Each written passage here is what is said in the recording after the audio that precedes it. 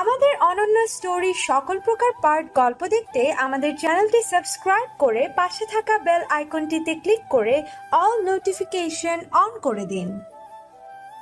তুমি আমায় মিথ্যা কেন বললে? কোথায় অর্ষা? কেয়া বুঝে যায় এই পর্যায়ে আহিলকে মিথ্যে বলে আর লাভ নেই। সে কুসুমের অত্যাচার সম্পর্কে সবই জানে, এইটুকুই বা লুকিয়ে লাভ কি? সে সব বিস্তারিত বলে আহিলকে। রাগে আহিলের মুখ লাল হয়ে গেছে। সে পারে না শুধু কুসুমকে খুন করে ফেলতে।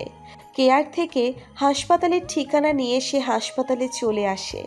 রিসেপশনে আহনাফের সাথে তার দেখা হয়ে যায়, তবে আহিল অবাক হয় না। কেয়ার কাছে সে বিস্তারিত সবই শুনেছে। একথাও সত্য যে ভাইয়ের ওপর তার চাপা রাগও রয়েছে। একটাবার কি আহিলকে তার এসব জানানো প্রয়োজন ছিল না? আহিলকে দেখে আহনাফ অবশ্যই একটু অবাক হয়, জিজ্ঞেস করে, তুই এখানে? আহিল এই প্রশ্নের উত্তর না দিয়ে জিজ্ঞেস করলো, অর্ষা কোথায় ভাইয়া? কেবিন নম্বর 204। আহিল আর কথা না বাড়িয়ে 204 নম্বর রুমে চলে আসে। অর্ষা রেডি হয়ে একপাশে কাত হয়ে শুয়েছিল, তার চোখের পাতা বন্ধ। অর্ষাকে সে কতবার বলেছে তাদের বাড়িতে চলে আসতে, অর্ষা রাজি হয়নি। প্রতিটা দিন ভাই ভাবির অত্যাচার সহ্য করে, এজন্য অর্ষার ওপরও তার গোপন ক্ষোভ রয়েছে। অর্ষার শুকিয়ে যাওয়া রোগা রোগা মুখটা দেখে আহিলের রাগ গলে যায়। রাগের স্থান দখল করে নেয় একরাশ মায়া। সে অর্ষার মাথার কাছে বসে, মাথায় হাত রাখতেই অর্ষা চমকে তাকায়। সে ভেবেছিল আহনাফ। আহিলকে দেখে তার ভাবনাকে সে ধিক্কার জানালো বারংবার। শোয়া থেকে উঠে বসে অবাক হয়ে বলে, তুই এখানে কেন? আহিল রাশভারী কণ্ঠে বলল, তোরা সবাই এত কেন স্বার্থপর অর্ষা? আমাকে কেউ তোরা কিছু বলিস না, এমনকি আমার ভাইয়াও আমায় কিছু জানায়নি। পেছন থেকে আহনাফ আহিলের কাঁধে হাত রেখে বলল, আমায় ভুল বুঝিস না। আফরিনের জন্য এমনিতেই তুই ঠিকমতো খাওয়া দাওয়া ঘুম সব বাদ দিয়েছিস, তাই অত রাতে অর্ষার বিষয়টা তোকে জানিয়ে বাড়তি টেনশন দিতে চাইনি। ভাইয়ের ওপর থেকেও আহিলের রাগ কমে যায়। সে ভাইকে চড়িয়ে ধরে পড়ল, অর্ষাকে সাহায্য করার জন্য ধন্যবাদ ভাইয়া। আহনাফ ওর পিঠ চাপড়ে মৃদু হাসে বলল, মেনশন নট ব্রো। অর্ষাকে বাড়িতে পৌঁছে দিল আহিল নিজেই। বন্ধু বান্ধব সবাই আহিলের কাছে অর্ষার অসুস্থতার খবর শুনে কলেজ ছুটির পর বাড়িতে এসে উপস্থিত হয়েছে। যে যার সামর্থ্য অনুযায়ী অর্ষার জন্য পছন্দের খাবার কিনে এনেছে। অর্ষার এই বন্ধু মহলটাকেও কুসুমের একদম পছন্দ নয়, তবে এখানে ওর কিছু বলারও নেই। ওরা সবাই ভালো, ভালো পরিবারের ছেলে মেয়ে। রুহুল আমিনও সাবধান করে দিয়েছে সে যেন ওদের সাথে কখনো খারাপ ব্যবহার না করে। তাই ওরা কখনো বাড়িতে আসলে তিয়াসকে নিয়ে কুসুম দরজা আটকে ঘরে বসে থাকে। মাঝে মাঝে তিয়াসকে আটকে রাখা যায় না, সে ওদের কাছে যাওয়ার জন্য কান্নাকাটি করে। আজ তিয়াস ঘুমিয়ে, তাই কুসুম দরজার ছিটকিনি লাগিয়ে তিয়াসের পাশে শুয়ে পড়ে। লামিয়া অর্ষার পাশে বসে বলে, বোকা রানী, হঠাৎ করে এমন অসুস্থ হয়ে গেলি কেন? আশিক ওকে ধমক দিয়ে বলে, বোকার মতো প্রশ্ন করিস কেন? অসুস্থ কি কেউ ইচ্ছে করে হয়? আর কেন হয়েছে তুই জানিস না? জুই বলল, খবরদার, আর বৃষ্টিতে ভিজবি না। এভাবে অসুস্থ হয়ে থাকতে ভালো লাগছে? তোকে আর আহিলকে ছাড়া ক্লাসে আমাদের ভালো লাগে না, জানিস না? তোকে যে আমার অ্যাসাইনমেন্ট করতে দিয়েছিলাম, তুই তো আজ গেলি না। স্যারকে অ্যাসাইনমেন্ট দেখাতে পারিনি বলে পুরো 45 মিনিট ব্যাটায় আমারে দাঁড় করিয়ে রাখছে, জানিস? মনমরা হয়ে বলল রেশমি। ওর কথায় সবাই হেসে ফেলে। দিদার চিত হয়ে বিছানায় শুয়ে বলে, ভালো হয়েছে, স্যারের জায়গায় আমি হলে তো তোর কান ধরিয়ে বেঞ্চের উপর এক পায়ে দাঁড় করিয়ে রাখতাম। রেশমি কটকট করে তাকিয়ে বলে, চুপ কর, আঙ্কেলের বাচ্চা খবিস। তোর স্যার হওয়ার যোগ্যতা আছে? তুই হবি টোকাই, রাস্তায় রাস্তায় ভাঙ্গা বোতল কাগজ এগুলো টোকাবি। মায়ের কিন্তু মাটিতে পড়বে না চুমকির বাচ্চা। জুই দিদারের হাতে চাপড় দিয়ে নাম সংশোধন করে বলে, রেশমি। দিদার জিভ কেটে বলে, ও থুকু রেশমি। ওদের কাণ্ড কারখানা দেখে অর্ষা হাসতে হাসতে শেষ। জুই আর অর্ষা শব্দ করে হাসছিল। ওরা হাসলে মনে হয় সাথে বাড়িঘরও কাঁপে। আশিক আহিলের উদ্দেশ্যে বলল, দোস্ত দেখ তো বাইরের কুত্তাগুলা এখনো আছে নাকি, ওদের হাসির শব্দে ভয় পালাইছে। অর্ষা আর জুই দুজনেই আশিকের পিঠে কিল বসালো। আশিক পিঠ বাঁকিয়ে বলল। শালার সত্যি কথা বললেও মাইর খাইতে হয়। আহিল বলল। এজন্যই তো আমি নীরব দর্শক। দুম করে তখন আহিলের পিঠেও এক কিল পড়ল। আহিল আহত দৃষ্টিতে অর্ষার দিকে তাকিয়ে বলল। মুখ খুলেই মনে হয় ভুল করলাম। একদম, বলল অর্ষা। জুই, তোরে একটু ছুঁই। জুইকে মৃদু ধাক্কা দিয়ে বলল আশিক। জুই তেড়ে এসে মার মুখী হয়ে পড়ল। একদম উল্টোপাল্টা কথা বলবি না, বেয়াদবের বেয়াদব, আক্কেলের বাচ্চা। আশিক আহত কণ্ঠে বলল। তুই আমাকে আঙ্কেল বললি? গাধা, তোকে আঙ্কেল বলবো কেন? তোর বাবাকে বলেছি। তোর বাবা আমার আঙ্কেল না? তাহলে তুই আঙ্কেলের বাচ্চা না? হ্যাঁ ঠিক, কারেক্ট। রেশমির থেকে এমন উল্টাপাল্টা কথা শিখেছিস বুঝতে পেরেছি, কিন্তু তুই আমাকে বকবি কেন? 100 বার বকবো। তুই আমাকে ফাউল কথা বললি কেন? আজব, এটা একটা বাংলা নাটকের নাম। নায়ক নায়িকা নিশো আর মেহজাবিন। বিশ্বাস না হলে ইউটিউবে সার্চ দিয়ে দেখিস। তোকে টাচ করতে চাইবো। আমার রুচি এত বাজে না, বুঝেছিস? তোর রুচির সম্পর্কে জানা আছে। বেশি জ্ঞান জ্ঞান না করে রুচির ঔষধ খাজা। আহিল চুপচাপ পাশে দাঁড়িয়ে রয়েছে। খেয়াল করে আশিক বলে। আহিল, তোকে কেন যেন এত কাহিল লাগছে কেন? রেশমি দাঁতমুখ খিচে বলে। তোর উল্টা পাল্টা ছন্দ শুনলেই মেজাজ খারাপ হয়ে যায়। ছন্দ নয় মূর্খ, কবিতা। কবিতা বলে এগুলাকে। এক একটা লাইন জুড়ে আমি কবিতা বানাবো, বুঝেছিস? তোর এসব ফালতু কবিতার জন্য কি কি করা উচিত জানিস? অবশ্যই অস্কার, নোবেল কিছু তো একটা পাবোই আমি। জুতার বাড়ি পাবি শালা। মুখ সামলে কথা বলবি চুমকি। থুকু। রেশমি। অর্ষা আর আহিল নীরব দর্শক হয়ে ওদের ঝগড়া দেখছিল। ওদের গ্যাংয়ের অদ্ভুত একটা নাম রয়েছে, ওরা দেয়নি অবশ্য, আশেপাশের মানুষেরা রেখেছে। গ্যাঞ্জাম পার্টি। এই কয়েকজন একসাথে হলে ঝগড়া লাগবেই লাগবে। সেটা ক্লাস, ছাদ, বাড়ি কিংবা ওয়াশরুম, যেটাই হোক না কেন। এজন্য ওদের দেখলেই লোকে বলবে ওই তো গ্যাঞ্জাম পার্টি সব একসাথে হয়েছে। প্রথম প্রথম ওরা রেগে গেলেও এখন রাগে না। ওনারা তো একদম পারফেক্ট নামই দিয়েছে, শুধু ওরাই বুঝতে একটু দেরি করে ফেলেছে। সন্ধ্যায় একসাথে আহনাব, আদিল, আমিনা বেগম নাস্তা করতে বসেছে। আহিল খেতে খেতে আমিনা বেগমের উদ্দেশ্যে বলল। মা, একটা কথা বলবো? হ্যাঁ বল, অনুমতি নেওয়ার কি আছে? অর্ষাকে বাড়িতে নিয়ে এসো। অ্যাটলিস্ট পরীক্ষা শেষ না হওয়া পর্যন্ত এখানেই থাকুক। আমি বললে শুনবে না, তোমার কথা অর্ষা রাখবে। আমিনা বেগম এবং আহনাব দুজনেই বিস্ময় নিয়ে তাকায় আহিলের দিকে। আহনাব বলে। ওকে এখানে রাখার কি দরকার? দরকার আছে ভাইয়া, কিছুদিন পর আমাদের এইচএসসি পরীক্ষা। ওর ভাবি ওর উপর অনেক অত্যাচার করে, ওকে দিয়ে অনেক কাজ করায়। আমি যতদূর জানি পরীক্ষার সময় সে আরও জ্বালাবে অর্ষাকে। আর অর্ষা অনেক ভালো ছাত্রী, ও ভালো রেজাল্ট ডিজার্ভ করে। ওর ভাবির জন্য ওর ক্যারিয়ার নষ্ট হোক সেটা। সব বুঝলাম, কিন্তু তোকেও এটা বুঝতে হবে বিষয়টা অন্যরা ভালোভাবে নেবে না। এমন নয় যে অর্ষা তোর ছেলে বন্ধু। আফরিন যদি ওর বান্ধবীর জন্য এই সুপারিশ করতো তাহলে না হয় মানা যেত। আহিল খাবার থেকে হাত সরিয়ে নেয়, চোখ মুখ শক্ত করে ভাইয়ের দিকে তাকিয়ে বলে। কে কি বলবে তা নিয়ে আমার কোনো মাথা ব্যথা নেই। আমরা তো জানি আমরা শুধুই বন্ধু। আমি আমার কথা বলে দিয়েছি। একটু থেমে সে মায়ের দিকে তাকিয়ে বলে। আমি এখন বাইরে যাচ্ছি, রাতে বাড়িতে ফিরে যেন অর্ষাকে এখানে পাই। তারপর সে আর একটা কথাও না বলে বাইরে চলে যায়। আমিনা বেগম অসহায় দৃষ্টিতে ওর চলে যাওয়া দেখে আহনাপের দিকে তাকায়। তার দুই ছেলেই প্রচণ্ড রকম জেদি। বড়জন রাগ জেদ লুকিয়ে রাখলেও ছোট ছেলের রাগ সব প্রকাশ্যেই বেরিয়ে আসে। সে পড়েছে এখন দোটানায়। কি করা উচিত তার? আহনাব কফি শেষ করে টিস্যু দিয়ে মুখ মোছে অত্যন্ত শান্ত কণ্ঠে বলে। আমার কথা বাদ দাও, আহিল যা চাচ্ছে তাই করো। এছাড়া আমি বিটিতে থাকি বা কতদিন? আহিল সবসময় তোমাদের সাথে থাকে, ওর যাওয়াকে প্রায়োরিটি দেওয়া উচিত। এরপর সেও চলে যায় তার রুমে। আমিনা বেগম কিছুক্ষণ বসে থেকে হতাশ দীর্ঘশ্বাস ত্যাগ করেন। নিচের রুমে গিয়ে তৈরি হয়ে বেরিয়ে পড়ে অর্ষার বাসায় যাওয়ার জন্য। বাড়িতে গিয়ে রুহুল আমিনকে পাওয়া গেল। এই প্রস্তাব অর্ষা নাকচ করলেও রুহুল আমিন মেনে নিল।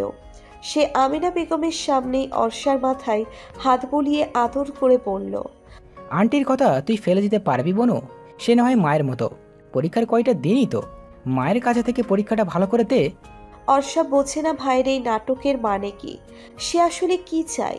টাকার জন্য এমন করে, নাকি বাকি সবার মতো সেও ভাবে আহিলের সাথে ভালোবাসার কোনো সম্পর্ক রয়েছে, আর তাই হয়তো চাই আহিলের দিকে তাকে ঠেলতে। বিয়ে হলে তাদেরই তো লাভ। অথচ ভাই যদি সত্যিই এই আশায় দিনাতিপাত করে থাকে, তাহলে সেটা নেহাতি হবে বোকার স্বর্গে বসবাস। রুহুলের সিদ্ধান্ত কুসুমের পছন্দ হয়নি। অর্ষা চলে গেলে বাড়ির সমস্ত কাজ এখন কে করবে? আবার তার এই অবচেতন মনই চাই অর্ষাকে বাড়ি থেকে দূর করতে। মানুষের মন বোঝা বড্ড কঠিন। ক্ষণে ক্ষণে যে মন বদলায় তাকে বোঝার সাধ্যাধিকার। যে রাতেই আমিনা বেগমের সঙ্গে এই বাড়িতে আসে অর্ষা, আফরিনের রুমেও ওকে থাকতে দিয়ে আমিনা বেগম বলে, এখন থেকে তুমি এই ঘরেই থাকবে আমার মেয়ের মতো। অর্ষা মলিন হাসে।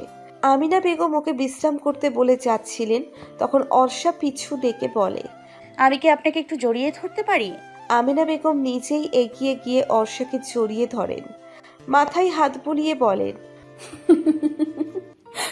পাগলি মেয়ে। আমার ছোট ছেলেটাও পাগল, আর তার বন্ধু বান্ধবও। অর্ষা এবারও প্রত্যুত্তর হাসল। সোফায় বসে ফোন চাপছিল আহনাব। ডাইনিং টেবিলে খাবার সাজাচ্ছেন আমিনা বেগম। ব্যস্ত দেখাচ্ছে তাকে। প্রায় অনেকক্ষণ আগেই তিনি কাজের মেয়ে রেনুকে অর্ষার ঔষধ, দুধ আর সেদ্ধ ডিম দিয়ে আসতে বলেছেন।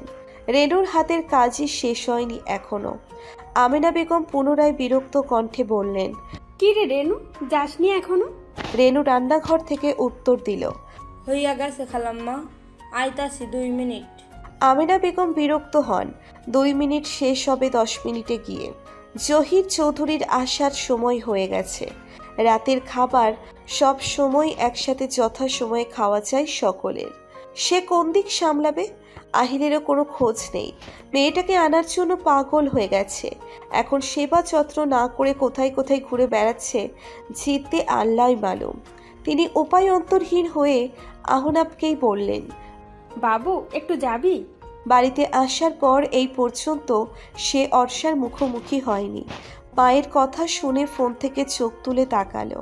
সেই দৃষ্টিতে কিছু ছিল, তাই তিনি বললেন, থাক, আমি দিয়ে আসছি। আহনাব সোফা ছেড়ে উঠল। ফোন প্যান্টের পকেটে রেখে বলল, কি দিয়ে আসতে হবে দাও। আমিনা বেগম খুশি হলেন। ট্রে হাতে নিয়ে বললেন, এই ওষুধটাও খেয়ে নিতে বলবি। অর্ষা কিন্তু আফরিনের রুমে। আচ্ছা।